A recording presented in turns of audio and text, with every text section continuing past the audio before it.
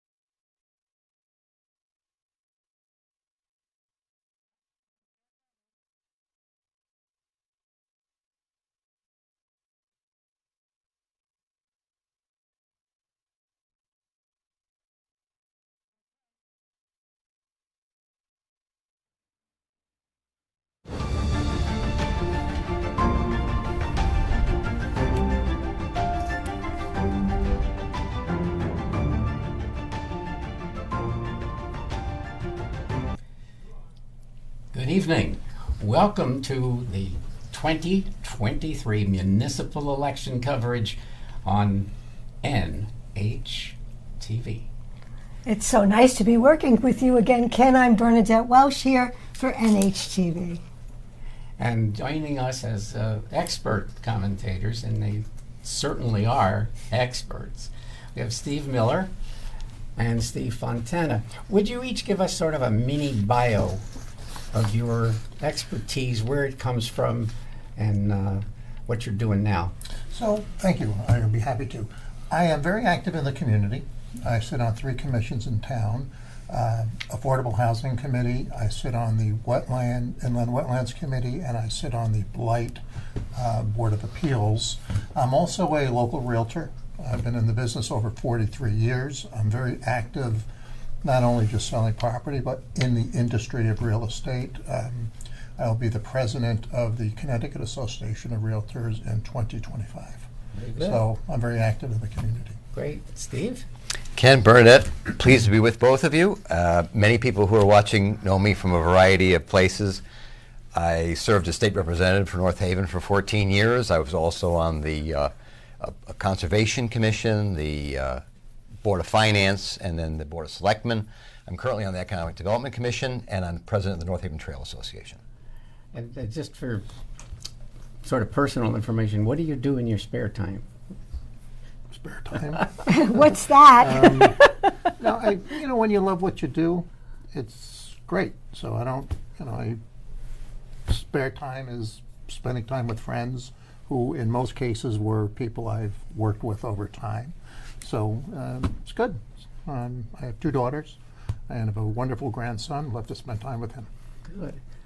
Steve? My day job, I'm Deputy Director of Economic Development for the City of New Haven. And besides that, I don't have a whole lot of time for other things other than travel. I do a lot of travel. Oh, well, that's interesting. Travel is always interesting. Yes. Do you think we should tell some of the people about what we do in our spare time? Go ahead. Well, because we're both retired. I am a retired insurance agent.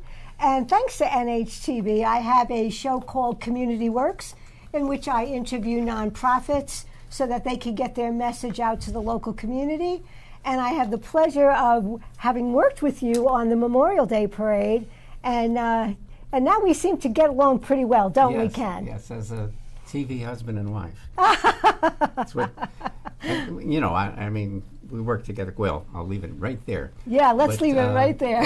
after careers in journalism and broadcast management and teaching at the college level, consulting, and most recently teaching adult ed for the Hamden North Haven program. And now it seems like in retirement I spend a lot of time with doctors and dentists. If one thing goes wrong, it's the other yeah. thing, it's the ear, it's the knee. But the best part is spending time. I've got 7 grandchildren, 4 Pretty consistent that the people in North Haven appreciate voting, take it very seriously, and are eager to come out regularly and vote, whether it's so-called off-year elections in odd-numbered years or sort of the bigger elections in even-numbered years. Certainly there's always issues and there's always candidates fighting for contested seats, so that always helps to drive it a little bit. And the weather was good. Can't discount the weather. It was a beautiful day. So along the same lines, I think North Haven is one of the communities that participates in the community.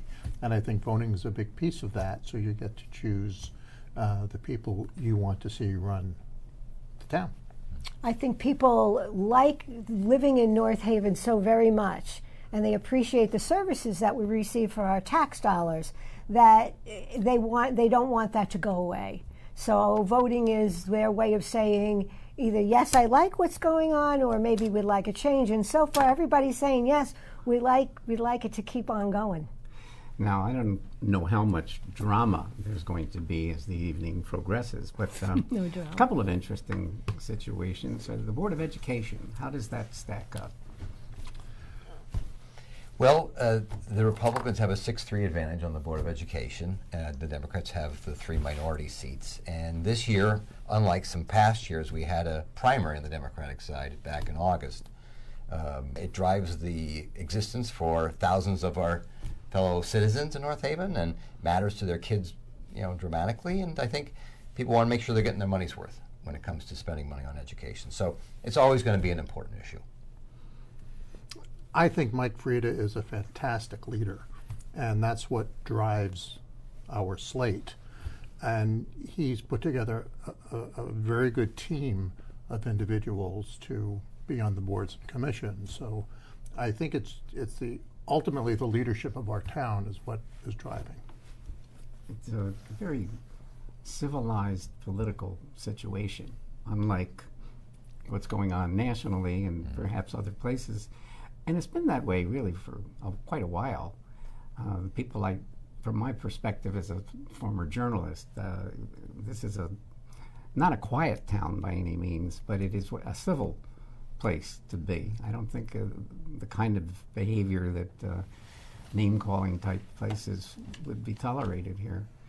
How do you perceive, though, in speaking of the real estate part of it, it's getting to be expensive to move into town? That's true. It's getting expensive to live in almost any town now for various reasons. Prices in North Haven have gone up significantly, as other towns have, but the cost of ownership here Yes. is less than some other towns, and I think that's really important. The education system here is well sought after for potential buyers who want to move into town. So I think that's part of the bigger picture. Yeah, but there is still a little bit of low inventory, wouldn't you say, Steve? And that sometimes drives the cost of buying a house in North Haven or any town in Connecticut is a factor. Well, as of this morning, single family and condo units in all of Connecticut, there were 3,965 units for sale. To put that in perspective, pre-pandemic, there are upwards of 17,000 units. Wow. So What a supply and difference. demand, there's still very heavy demand. We're seeing 38% of the transactions were done in cash. So there's a good chunk of the buying public that's not affected by the rise in interest rates, though some are significantly impacted by that. But the bigger picture is it's still driving. Yeah, I'd love to see more housing, affordable housing being built in North Haven and Hamden areas so that people could stay. I mean, some seniors want to stay and they can't because they want to sell their house, but then where are they going to go and can they afford that? And I'd hate to see folks in my age group or a little older not be able to stay in the town that they've lived in all their lives? Well, that's, in my opinion, there are several reasons why inventory is so low. One of them being the home healthcare industry has boomed in the last 12, 15 years.